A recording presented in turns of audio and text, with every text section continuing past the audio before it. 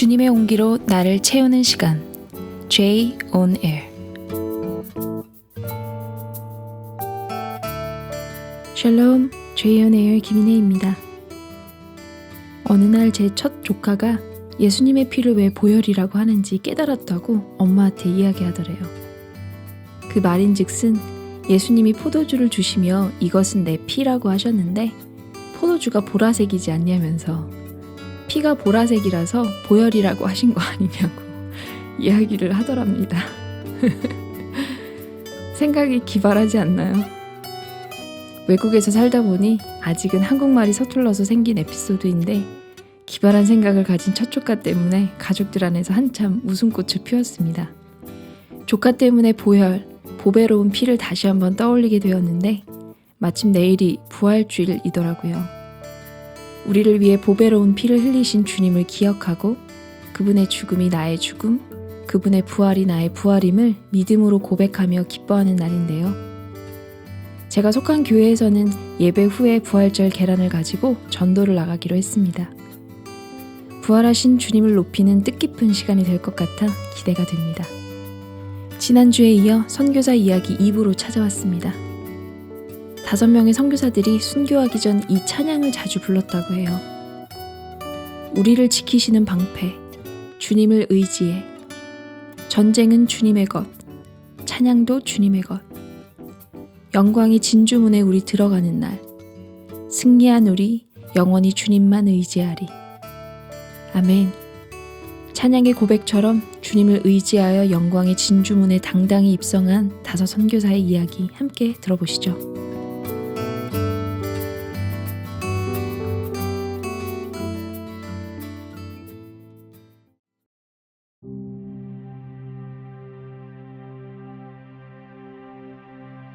(1955년 10월 2일) 저녁, 네이트 세인트는 낡은 타자기에 노란 종이를 끼우고 이렇게 써내려갔습니다. 아우카 부족 접촉 시도라는 최근의 결정에 도달하게 된 경위를 기록하려 한다. 어젯밤 에드 맥컬리와 짐 엘리엇과 조니 키넌과 나는 팔꿈치와 무릎으로 거실 바닥에 엎드려 에콰도르 동부 정글 지도를 세세히 살폈다. 지금이야말로 아우카 야만 부족과 접촉을 시도할 주님의 때라고 막 의견을 모은 후였다. 아우카족은 에드의 키추아 인디안 선교 지부인 아라우노 동쪽 어딘가에 위치해 있다. 이 정글 살인 부족의 생활상을 바꿔오려고 그간 많은 간헐적 노력들이 있었다. 백인들의 무장 공격과 반격은 부족민의 수를 격감시키고 기존의 불같은 증오만 부채질한 꼴이 되었다. 복수하려면 나무창을 들고 매복해야 함에도 불구하고 아우카족의 복수욕은 총기가 무섭다고 가라앉지 않는다. 네이트와 에드는 네이트의 일기가 쓰여지기 며칠 전인 9월 19일 날 비행을 통해 아우카족의 것으로 추정돼 보이는 약 15개의 개간지와 집 몇 채를 보았습니다. 그리고 2주 후인 9월 29일 짐과 피트와 네이트는 에드의 집이 있는 아라후노에서 비행기로 15분 거리에 있는 작은 움막이 둘러쳐진 아우카족의 작은 마을을 발견하게 되었습니다. 작전에 참여 중인 모두가 이 소식을 듣자 흥분을 감추지 못했습니다. 열매 없는 수많은 탐사 끝에 드디어 첫 아우카 마을을 찾아냈고 이어 2주 후 다른 마을과 또 마주쳤다는 사실 때문이었습니다. 이제야말로 아우카족에게 다가가야 할 주님의 때라는 의미로 모두에게 다가왔습니다. 그리고 네이트가 아우카 부족 접촉 시도에 대한 경위를 적어 내려가기 시작한 10월 2일 밤부터 꼭두 새벽까지 그들은 10번도 넘게 문제를 다각도로 살폈습니다. 그날 밤 선교사들이 씨름하던 문제 중 하나는 언어였습니다. 아우카족에게 그들이 우호적인 백인이라는 확신을 심어주기 위해서는 그들의 언어로 이야기하는 것이 가장 확실한 방법이었습니다. 짐은 한 농장에서 보았던 아우카족인 다유마를 떠올렸고 그녀에게 아우카족에게 쓸 유용한 표현들을 배우기로 했습니다. 짐은 며칠 뒤 다유마를 찾아가 몇 가지 표현들을 배웠습니다. 비티미티 푸나무파, 나는 당신을 사랑합니다. 당신의 친구가 되고 싶습니다. 비티위키 풍기 아무파, 당신에게 가고 싶습니다. 그렇게 짐은 실용 표현 단어장을 만들었습니다. 다음 단계는 선물 전달이었습니다. 신중한 계획하에 장기간 꾸준히 선물을 투하한다면 인디언들도 그들의 의도가 우호적임을 알게 될 것이라 생각했습니다. 선교사들은 네이트가 아슈아라 지역에서 개발한 나선형 투하법을 사용해 최대한 일찍 아우카족에게 선물 투하를 시작하기로 했습니다. 네이트는 그들의 이웃에게 첫 선물을 보내는 역사적인 순간을 일기에 자세히 기록했습니다. 1955년 10월 6일 아우카족에게 보내는 첫 선물은 뚜껑 달린 작은 알루미늄 솥이었다. 안에는 색깔이 선명한 단추를 20개쯤 넣었다. 단추는 장식품으로 줬다. 암염이 몇 파운드 든 작은 자루도 넣었다.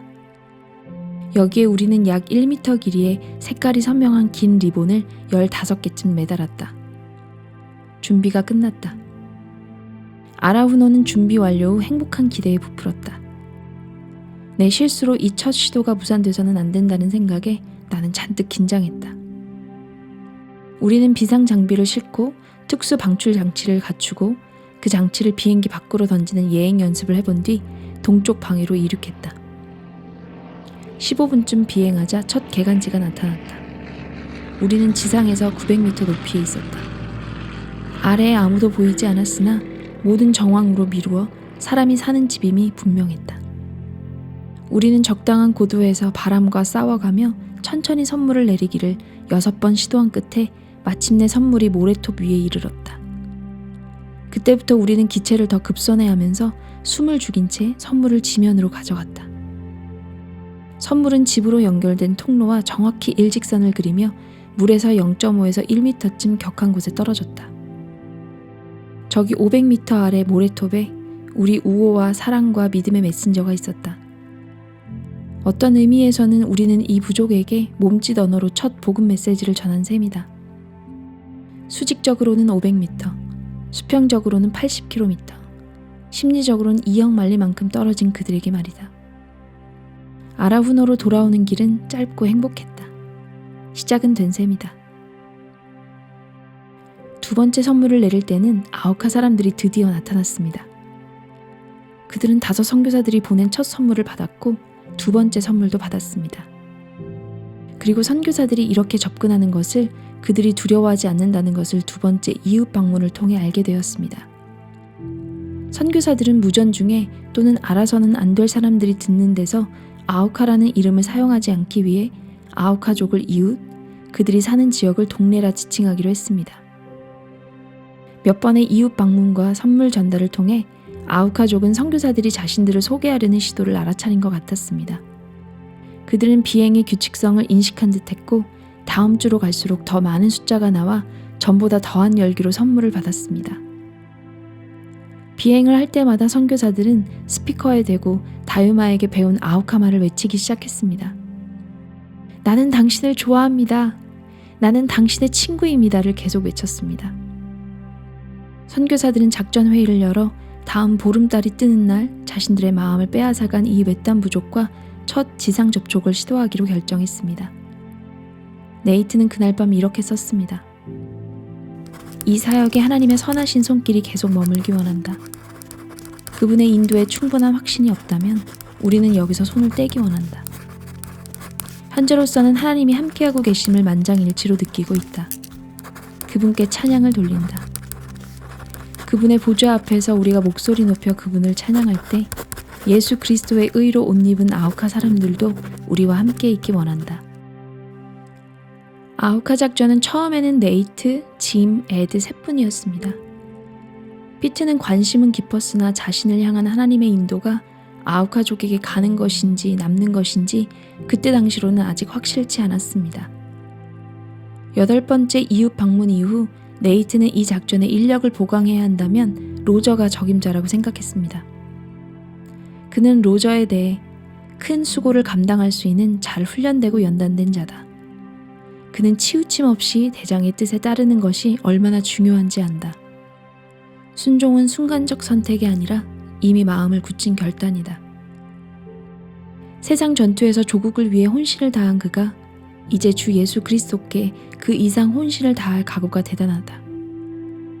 그를 훌륭한 군인 되게 한 모든 것이 이제 새 대장 그리스도께 바쳐졌다 라고 말했습니다. 네이트가 이 제안을 할 때쯤 로저는 깊은 영적 고뇌를 통과하고 있었습니다. 그는 하나님의 뜻을 알고자 처절하게 고뇌했습니다. 그러나 하나님은 그를 낙담의 수렁에서 건지셨습니다. 그는 일기에 내 자아에 대해 죽으리라. 그리스도께서 살기 위해 내 자아가 죽어야만 하는 상황. 그런 상황의 사역에 끊임없이 나를 두시도록 하나님께 구하리라. 그리하여 내 마음과 뜻과 목숨과 몸을 다하여 그분을 사랑하는 법을 배우리라. 라고 썼습니다. 그리고 4명의 선교사와 합류하려고 마쿠마를 떠나기 직전 그는 이런 시를 남겼습니다. 정직한 사랑을 추구하는 마음 있으니 폭풍에 시달린 영혼에서 나온 마음 눈멀고 지치고 이른 영혼을 축복하려 그리스도를 얻고자 하는 이 추구하는 자들은 하늘의 사랑을 얻어 하나님의 기쁨으로 충만케 되었으니 오늘도 그리스도와 동행하는 자들. 그는 마지막 행을 마치지 못한 채 아리후노로 떠났습니다. 이후 피트가 작전에 참여하기로 최종 결정을 내린 후 그들은 1956년 1월 3일 화요일로 디데이를 정했습니다.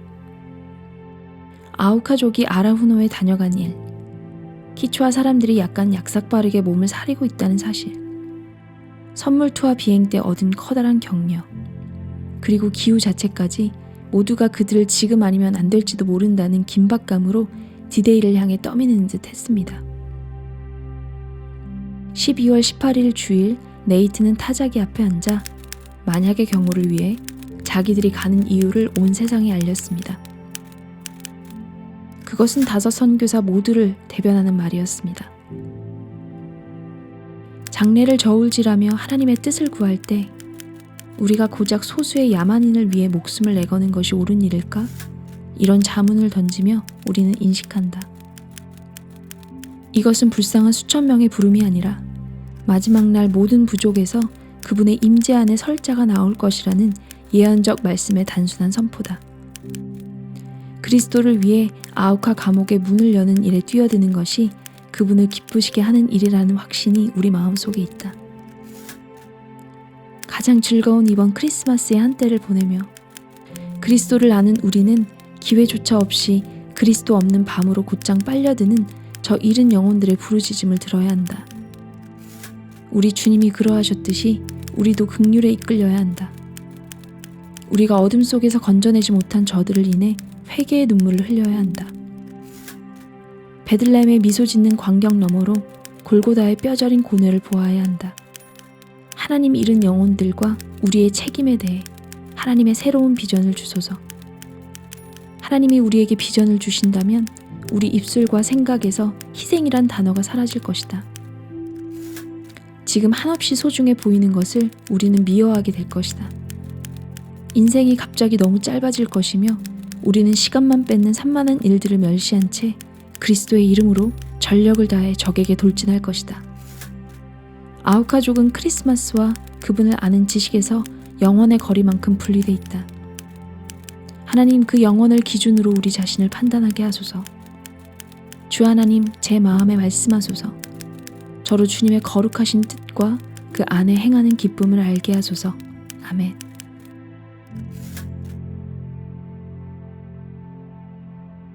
(1956년 1월 3일) 그들은 드디어 아우카족과 지상 접촉을 하기 위해 쿠라라이강 모래톱에 그들은 이곳을 판비치라고 불렀습니다. 5번의 비행에 걸쳐 도착했습니다. 그리고 아우카 사람들에게 쿠라라이 강으로 오라고 외쳤습니다. 1월 4일 짐은 엘리자베스에게 이런 편지를 썼습니다. 방금 땀 흘려 무전기 핸들을 돌렸습니다.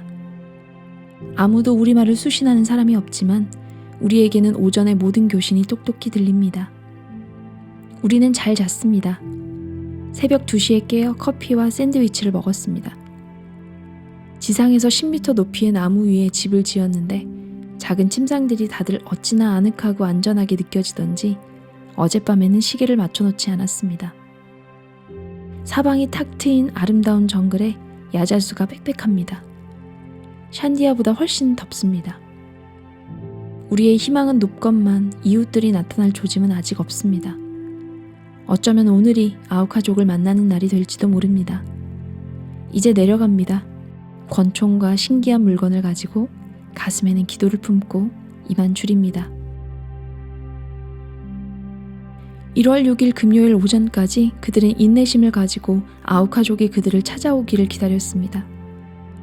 비행은 계속되었고 판비치에서도 정글에 대고 연신 외쳤습니다.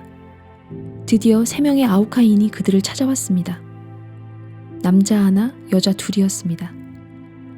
활짝 웃으며 환영한다라는 뜻의 푸아나니를 연발하고 수시로 단어장을 뒤져가며 5 선교사는 손님들에게 그들이 잘 왔으며 두려워할 필요가 없다는 뜻을 전달했습니다.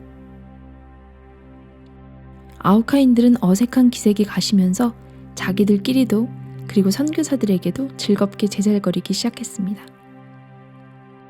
선교사들은 자기들을 아우카 마을로 초대해주면 기꺼이 가겠노라는 뜻을 전달하려 애썼습니다. 그러나 그들은 그런 이야기에 전혀 열의를 보이지 않았습니다. 그리고 그날 3명의 아우카인은 돌아갔습니다. 그 다음 날인 1월 7일 토요일에도 선교사들은 아우카족이 금방이라도 도착해 그들을 마을로 초대해 주기를 기대하며 희망을 품고 기다렸지만 아무도 오지 않았습니다. 주일날 아침 아우카 마을을 비행기로 선회하던 네이트가 일단의 남자들이 판비치로 가고 있는 것을 발견했습니다. 네이트는 쉘메라의 마즈에게 10명의 대표단이 오고 있는 것이 목격되었다고 말한 뒤 오후 이른 시각이면 그들이 여기 도착해 예배가 열릴 것 같소. 우리를 위해 기도해 주시오. 오늘이 바로 그날입니다. 4시 반에 다시 연락하겠소. 라고 무전을 보냈습니다. 4시 반 정각의 마즈 세인트는 쉘메라의 무전 수신기를 켰습니다. 판비치에서는 아무 소식도 없었습니다. 대기 상황은 전혀 장애가 없었습니다. 네이트는 1948년 정글 비행을 시작한 이후로 그와 마즈 사이에 단 1시간이라도 연락이 끊긴 것은 이번이 처음이었습니다. 아내들은 뭔가 크게 잘못됐을 수 있다는 생각을 떨치며 신랄 같은 희망이라도 매달렸습니다. 연락망에 있는 그들의 선교사 친구들은 대부분 아우카 작전이 진행 중임을 모르고 있었기에 아내들의 불안은 더욱 애절했습니다.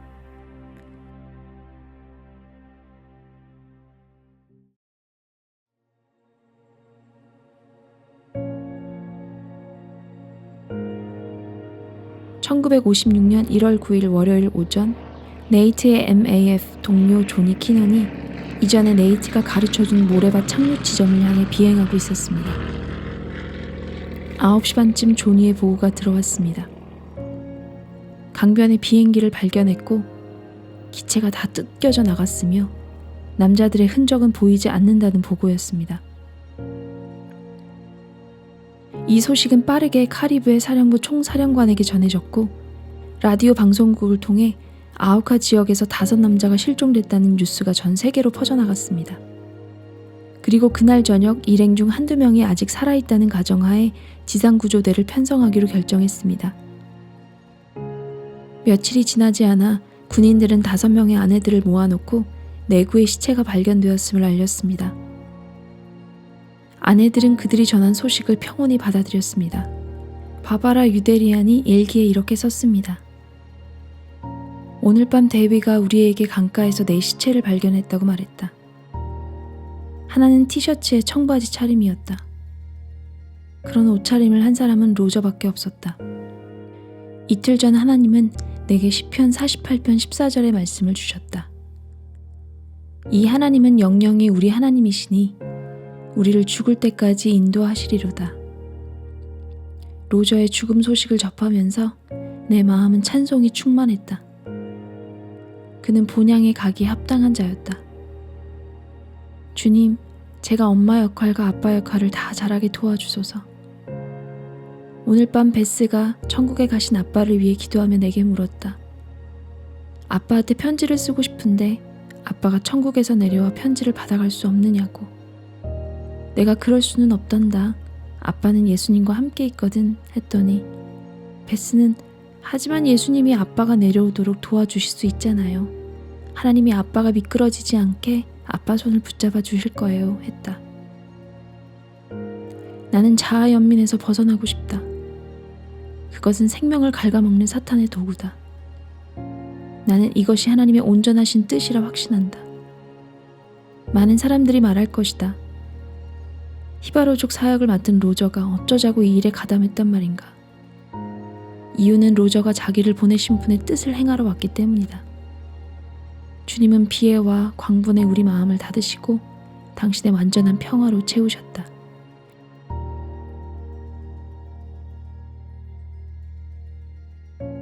(1월 13일) 구조대가 팜비치에 도착한 후 4명의 시신을 발견했습니다. 에디의 시신은 전날 키추아 인디언들에 의해 확인된 후 실종되었고 끝내 찾지 못했습니다. 시신을 강변으로 끌어오는 사이 사나운 열대성 폭풍이 밀려왔습니다. 그들은 가까스로 시신을 공동묘지로 옮긴 뒤 그곳을 벗어났습니다. 토요일 오전 5명의 미망인들은 팜비치로 가서 남편들의 무덤을 비행기에서 바라보았습니다. 마지 세인트는 세상에서 가장 아름다운 작은 묘지예요 라고 말했습니다. 5 선교사들의 사인은 창에 찔린 상처 때문이었습니다. 네이트가 확인했던 대표단은 유인조였습니다. 이 유인조는 평화로이 강변을 걸어왔고 그 사이 창을 든 둘째 조가 정글의 수목에 몸을 감춘 채 기습을 감행하러 올라왔습니다. 강변에 고투의 증거가 있었습니다. 비행기 앞유리에 총알 구멍도 하나 있었습니다. 그러나 피는 발견되지 않았습니다. 시체가 전부 물속에 있었다는 사실은 그들이 최후 방책으로만 총을 쏠 것임을 아우카 사람들에게 필사적으로 알리려 했다는 표시였을 것입니다. 비행기 상태는 아우카족의 지독한 적의를 보여주었습니다.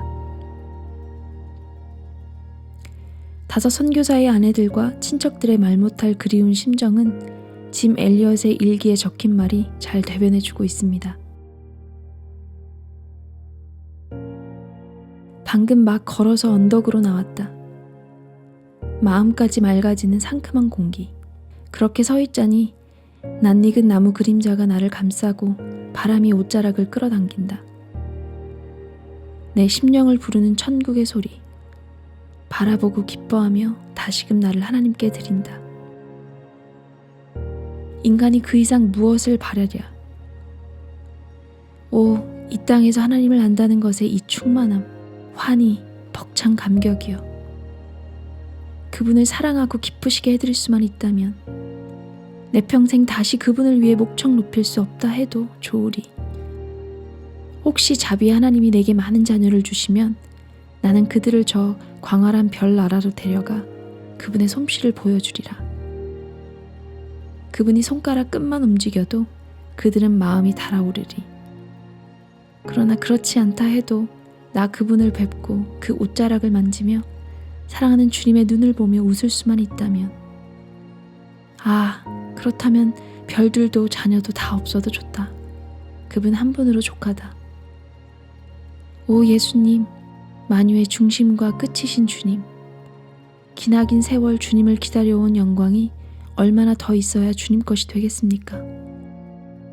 지금은 인간들 중에 주님을 생각함이 없으나 그날이 오면 다른 모든 생각이 무의미해질 것입니다. 지금은 인간들이 칭송을 받으나 그날이 오면 남의 공로를 돌아볼 자 아무도 없을 것입니다. 천국의 영광이시여 속히 오소서, 속히 오소서. 주님의 면류관을 쓰시고 주님의 나라를 정복하시고 주님의 만물을 사로잡으소서.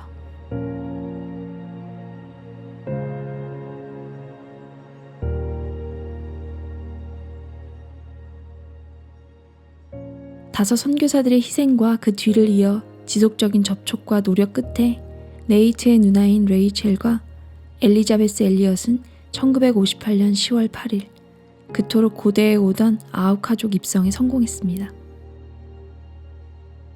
5 남자들을 창으로 찔렀던 일행 중 둘인 민카이와 키모는 그리스도인이 되었습니다.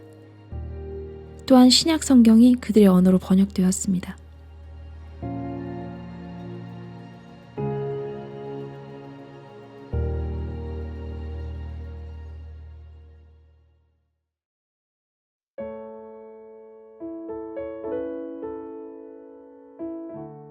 몇 번 읽었던 이야기, 그리고 창의 끝 영화도 여러 번 보았지만 읽을 때마다 가슴이 먹먹해지는 것 같아요.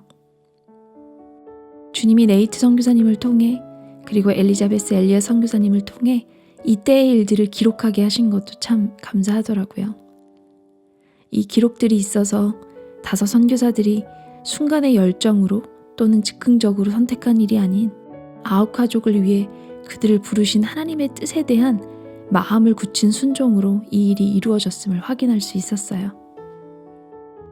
그 당시도 그러했고 아마도 지금도 어떤 사람들은 이게 웬 희생이냐고 의문을 던질 수 있겠지만, 하나님의 비전을 한다면 희생이란 단어가 우리의 입술과 생각에서 사라질 것이다 라고 하신 네이트 선교사님의 고백에 동의하지 않을 수 없네요. 이 책을 다시 읽어내려가며 모두가 포기해버린 이 야만 부족을 향한 다섯 선교사 가정의 순전한 사랑과 희생을 통해 우리를 위해 그리스도를 낭비하듯 보내주신 하나님의 사랑을 더 깊이 깨닫게 된 것 같아요. 아우카 부족처럼 무지하고 스스로의 두려움의 감옥에서 헤어나올 수 없는 나를 찾아오신 하나님 아버지의 사랑 이야기. 어떻게 다 이해할 수 있을까요? 그래서 십자가로 보여주신 것 같아요. 다섯 선교사들처럼 열방을 향하신 하나님의 사랑을 드러내기 위해 부름받은 만두님들, 우리의 순종을 통해 아들을 내어주시기까지 사랑하신 하나님의 사랑을 더욱 나타내고 드러내는 우리의 삶이기를 소망해 봅니다. 마지막으로 선교사 찬양 들려드리면서 인사드릴게요. 우리를 향하신 하나님의 깊은 사랑을 알아가는 충만함으로 가득 찬 한 주간 되시길 바라며, 지금까지 제이온에어 김인혜였습니다.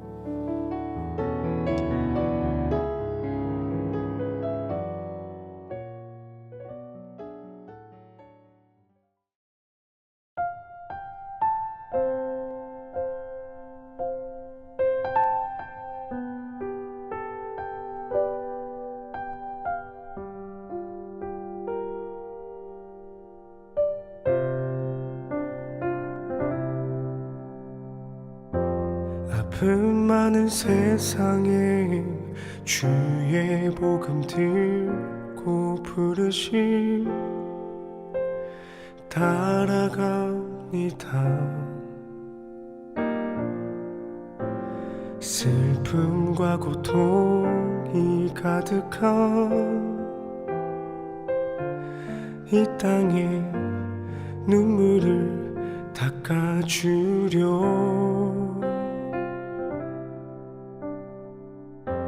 어쩌면 내 삶을 전혀 돌볼 수 없을지 모르겠지만 나를 보내시고 무너진 그 땅에 내 생명 묻으소서. 주님의 나라가 세워지는 것이 나의 평생 소원. 주님의 교회가 이곳에 세워짐이 마지막 호흡이 끝이 날 때까지 나는 나가리. 그날은 그토록 보고픈 주 얼굴 보리.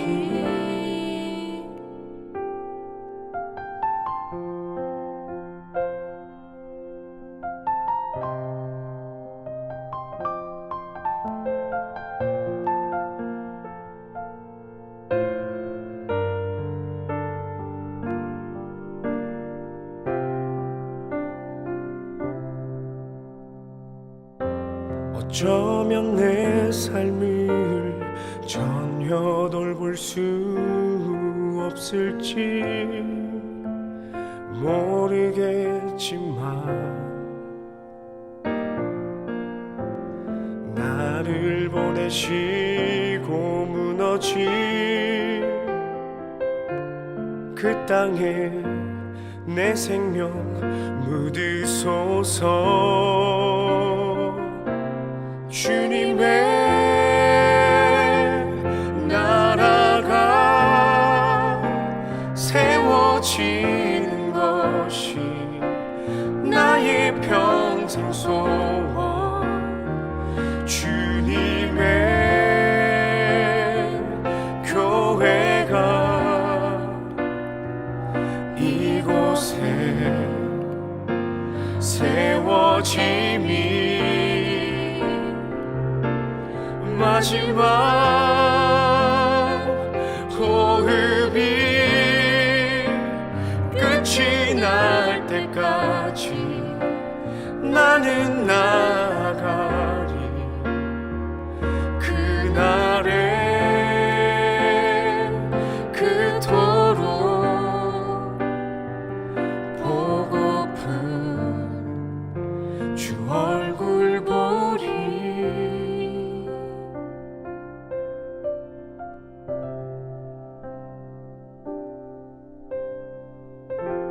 주를 위한 이곳에 예배하는 자들 중에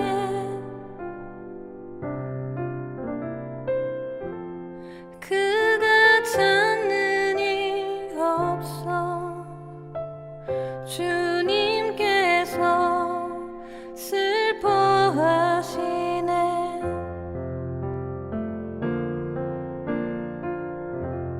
주님이 찾으시는